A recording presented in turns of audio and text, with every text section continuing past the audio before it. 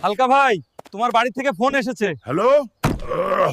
হালকা, তোর জন্য মাইয়া দেখেছি, শিগগিরই ছুটি নিয়ে বাড়ি আয়।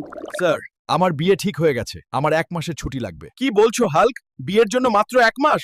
আমি তোমাকে পুরো 2 মাস দিলাম, যাও এনজয় করো। আরে ওস্তাদ, 2 মাসের ছুটি পেয়েছি, এবার ধুমধাম করে বিয়ে হবে। রাস্তা ছাড়ো সবাই, আর্মি হাল্ক বাড়ি আসছে।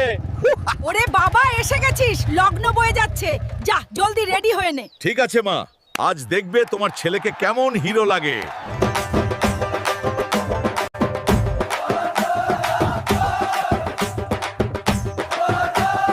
হালকা ভাই থামুন, হেডকোয়ার্টার থেকে ইমার্জেন্সি ফোন এসছে। হ্যালো হালকা ভাই, শিগগিরই আসুন, বর্ডার পরিস্থিতি খুব খারাপ, আমরা আর পারছি না।